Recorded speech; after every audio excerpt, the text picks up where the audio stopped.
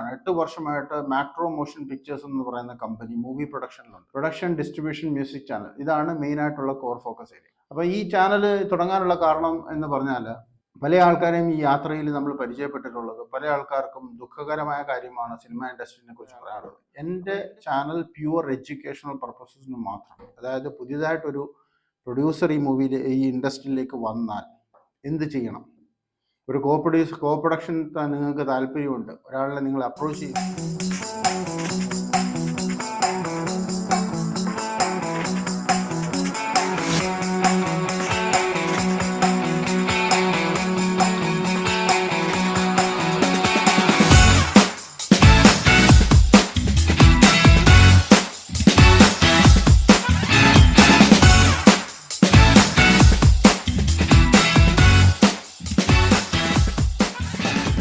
Hi friends, welcome to my YouTube channel.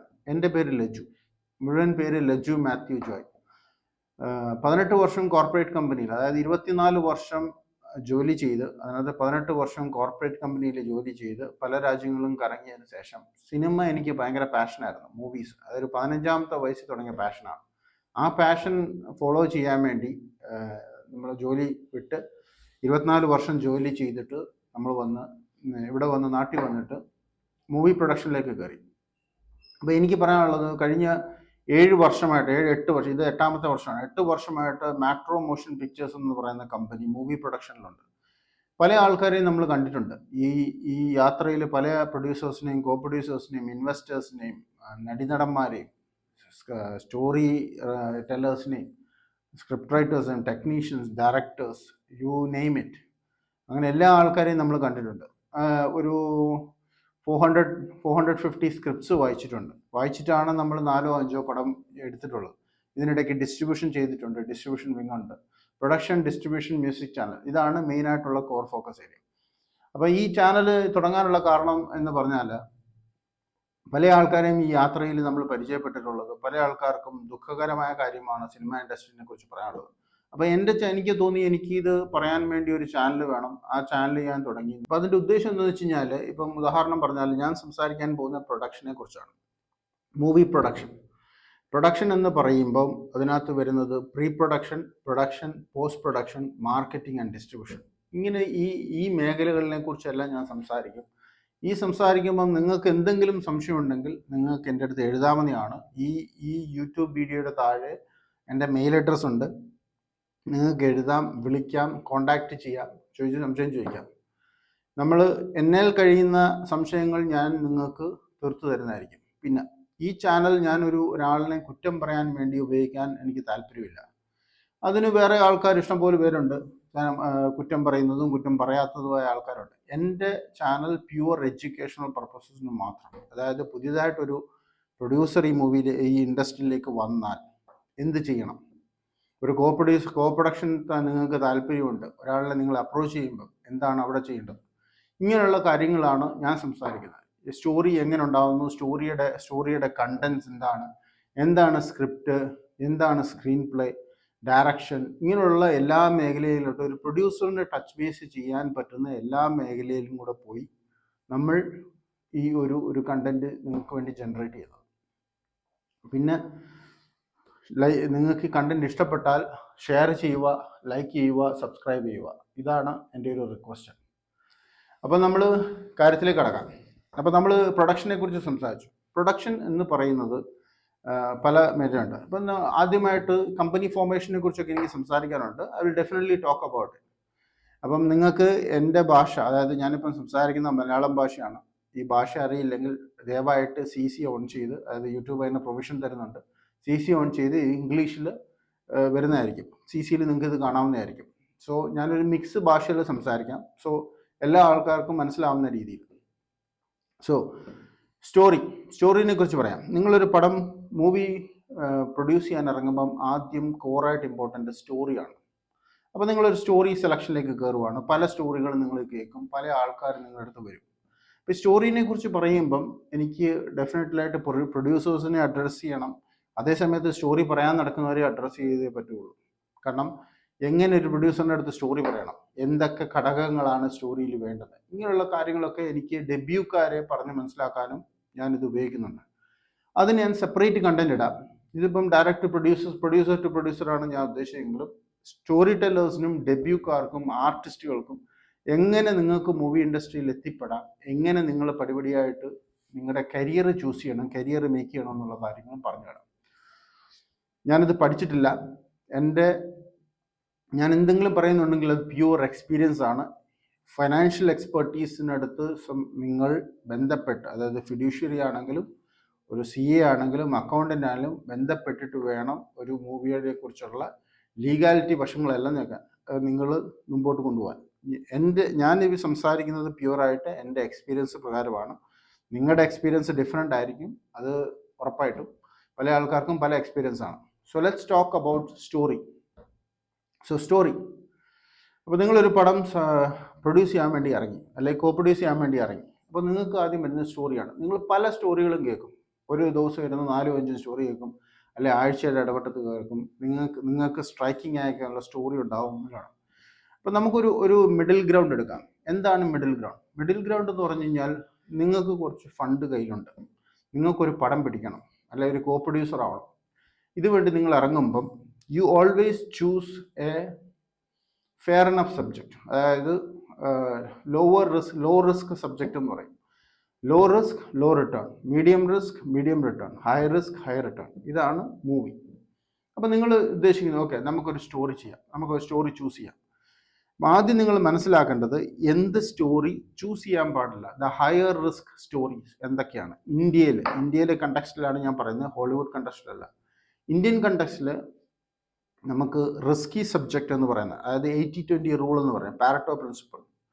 അത് 80% ഫ്ലോപ്പും 20% സക്സസ്സും വരുന്ന സ്റ്റോറികൾ. അതായത് പല ആൾക്കാരും വലിയ സക്സസ് ആക്കിയിട്ടുണ്ട്, ഇല്ലയെന്ന് ഞാൻ പറയുന്നില്ല.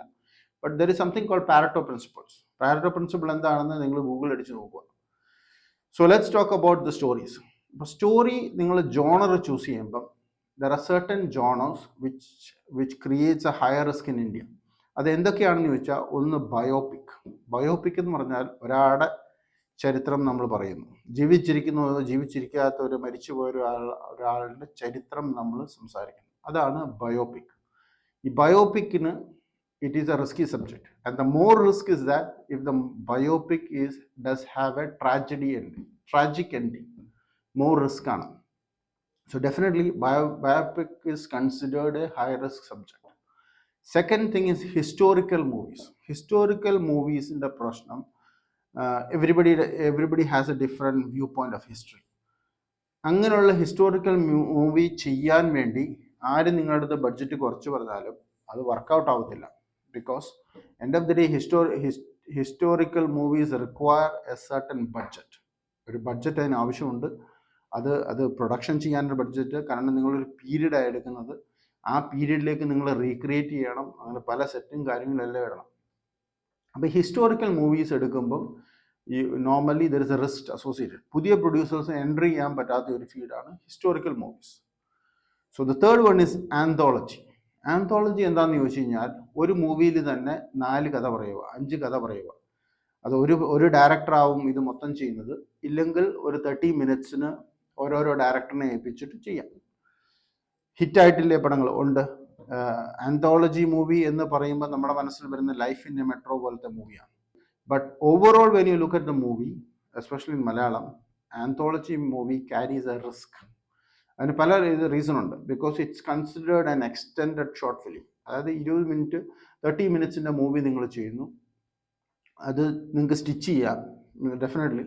അതായത് ഈ 3-4 കഥാപാത്രങ്ങളുടെ സ്റ്റോറി നിങ്ങൾ പറയുന്നു, ഇത് എവിടെയെങ്കിലുമൊക്കെ വെച്ച് നിങ്ങൾ ഈ സ്റ്റോറീസ് സ്റ്റിച്ച് ചെയ്യുന്ന പ്രേക്ഷകന് തിയേറ്ററിൽ നിന്ന് കണ്ടിറങ്ങുമ്പോൾ okay this is somewhat connected. ഇത് 4 ഇൻഡിവിജ്വൽ സ്റ്റോറീസ് അല്ല എന്നുള്ള രീതിയിൽ. എക്സാമ്പിൾസ് ഒന്നും ഞാൻ പറയുന്നില്ല പൊട്ടിയ പടങ്ങളുടെ. നിങ്ങൾക്ക് തന്നെ നിങ്ങൾ ഗൂഗിൾ ചെയ്ത് നോക്കിക്കഴിഞ്ഞാൽ ഇവിടെ വമ്പൻ നടന്മാരുടെ പടങ്ങൾ വരെ ആന്തോളജി മോഡൽ എടുത്തിട്ട് ഫ്ലോപ്പ് ആയി പോയിട്ടുണ്ട്.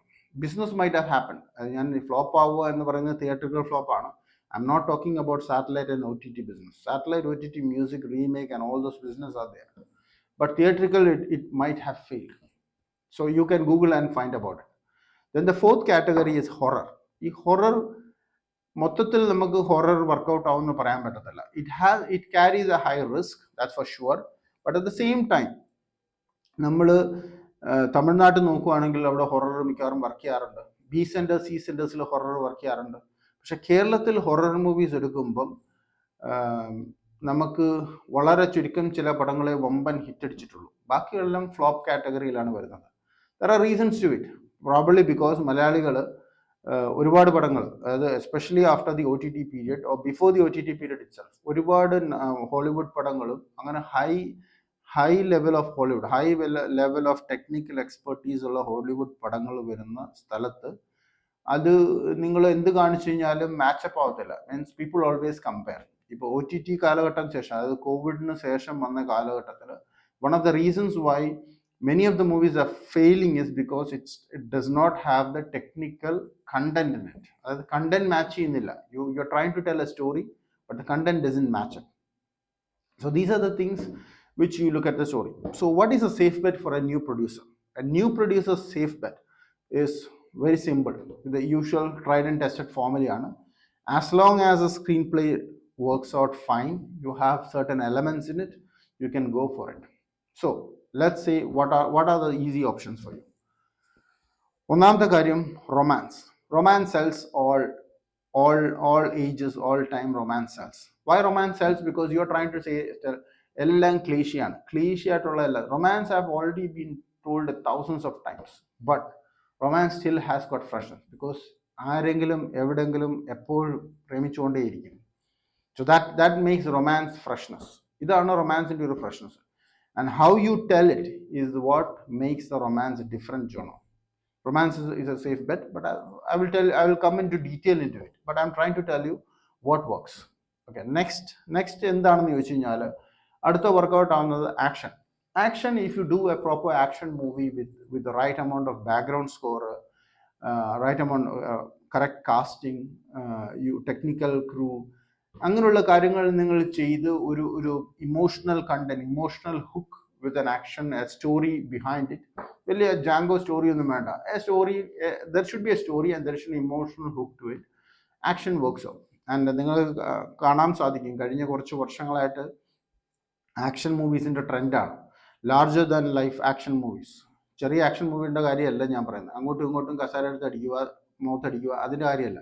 Larger than life action movies നിങ്ങൾ ചെയ്യുമ്പോൾ definitely there is a element to it. But larger than action movie നിങ്ങൾക്ക് ചെയ്യണമെങ്കിൽ it's costly. It does not come at a cheaper rate because the action choreographers, ഇന്നത്തെ സമയത്ത് action choreographers charges much higher than the directors, higher than the technical crew.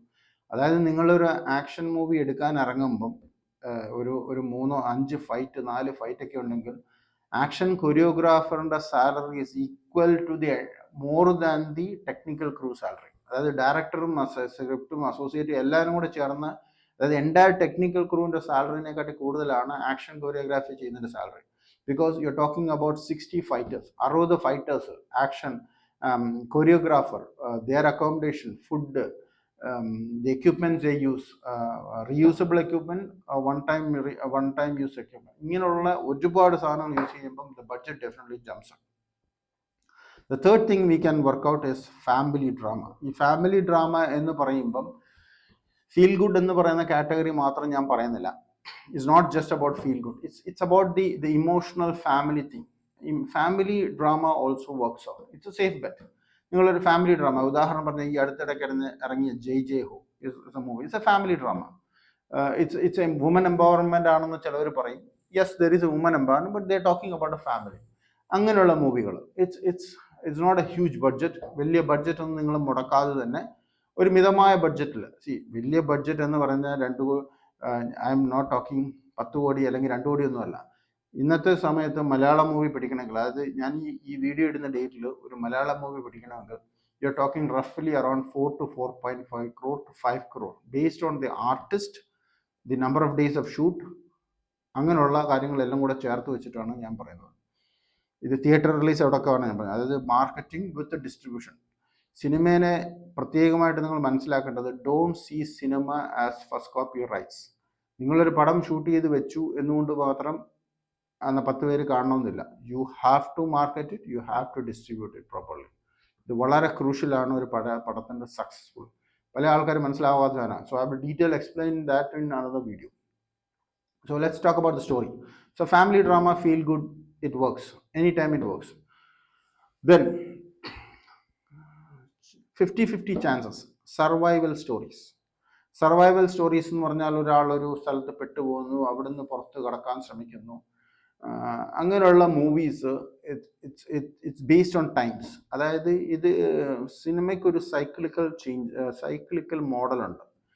So let's say that for example ഒരു കുറച്ച് വർഷം മുമ്പ് കോവിഡിന് ശേഷം, അതായത് 2021-22 കാലഘട്ടത്തിൽ what work is crime thrillers. നിങ്ങൾക്കറിയാം ക്രൈം ത്രില്ലേഴ്സ് വർക്ക് ചെയ്ത ടൈമുണ്ട്.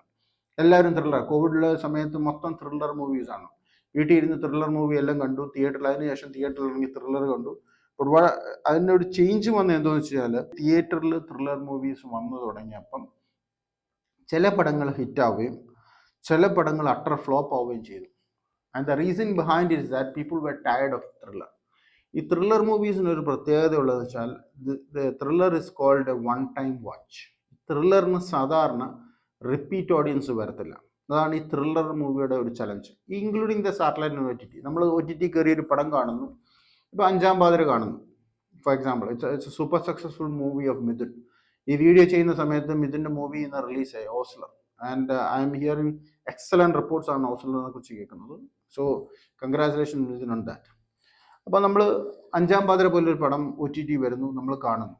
ആൻഡ് കണ്ടു കഴിയുമ്പം it's because it's a crime thriller or it's a thriller, അതിൻ്റെ കണ്ടന്റ് നമുക്ക് മനസ്സിലായി കഴിയുമ്പം, അതിൻ്റെ സസ്പെൻസ് മനസ്സിലായി കഴിയുമ്പം you do not go into repeat watch. ഇതാണ് ത്രില്ലറിൻ്റെ ഒരു challenge. So thriller is a cyclical. കാരണം ഇപ്പം ത്രില്ലർ എടുക്കാൻ പറ്റുന്ന ഒരു ക്ലൈമറ്റ് അല്ല എന്നാണ് എനിക്ക് തോന്നുന്നത്. What works now is comedy, family, mass movies, action movies works now. ഇതൊരു സൈക്ലിക്കലാണ്. നാളെ ഇത് മാറാം, പുതിയ സാധനം വരാം. റിയലിസ്റ്റിക് പടം ഇപ്പോൾ അതിൻ്റെ കാലഘട്ടമേ അല്ല. സോ സ്റ്റോറി ചൂസ് ചെയ്യുമ്പം ദ ഫസ്റ്റ് ആൻഡ് ഫോർമോസ്റ്റ് നിങ്ങൾ ചൂസ് ചെയ്യേണ്ടത് ആ സ്റ്റോറി വായിച്ച് അല്ലെങ്കിൽ സ്റ്റോറി കേട്ട് നിങ്ങൾ ചൂസ് ചെയ്യേണ്ടതെന്ന് വെച്ച് കഴിഞ്ഞാൽ ഏത് ജോണറിലാണ് ഈ സാധനം വരുന്നത്, അതാണ് നിങ്ങൾ ആദ്യം ചെയ്യേണ്ടത്. അത് നിങ്ങൾ മനസ്സിലാക്കി കഴിഞ്ഞാൽ you cross the first line. അതായത് സ്റ്റോറി നിങ്ങൾ സെലക്ട് ചെയ്തു, okay I am going to do for example family drama ഞാൻ ചെയ്യാൻ തീരുമാനിച്ചു. ഇതൊരു ഫാമിലി ഡ്രാമ പടമാണ്. ഇതാണ് സ്റ്റോറിയെക്കുറിച്ച് പറയാനുള്ളത്. So I will talk about the next വീഡിയോയിൽ ഞാൻ സംസാരിക്കാൻ പോകുന്നത് screenplay and what constitutes a script. സ്ക്രിപ്റ്റിനകത്ത് എന്താണ് സ്ക്രിപ്റ്റ് എന്ന് പറയുന്നത്. അതായത് നിങ്ങൾ സ്റ്റോറി കേട്ടു, സ്റ്റോറിക്ക് നെക്സ്റ്റ് കാരണം സ്ക്രിപ്റ്റ് വായിക്കണമല്ലോ. So what constitutes a script, ഇതാണ് ഞാൻ നെക്സ്റ്റ് വീഡിയോയിൽ പറയാൻ പോകുന്നത്. എൻ്റെ ചാനൽ സബ്സ്ക്രൈബ് ചെയ്യുക, ലൈക്ക് ചെയ്യുക, ഷെയർ ചെയ്യുക. ഐ എം ഷുവർ ദാറ്റ് നിങ്ങൾക്ക് ഒരു സ്കൂളിലോ കോളേജിലോ പോയി പഠിച്ചാൽ കിട്ടാത്ത എക്സ്പീരിയൻസ് ആണ് straight from the producers mouth you are getting. So definitely please share, subscribe and like us, because കൂടുതൽ കണ്ടന്റ് ചെയ്യാൻ എന്നെ പ്രചോദിക്കും.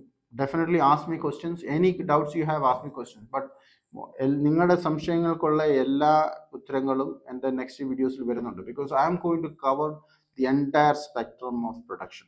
ഇത് ആർക്കും വേണ്ടി എന്താ പറയുക ഒളിച്ചു വെക്കേണ്ട കാര്യമൊന്നുമില്ല. Let's more people come in and I will tell you why more people should come into the industry. So thank you very much. Make sure you subscribe, like and share it. See you in the next video.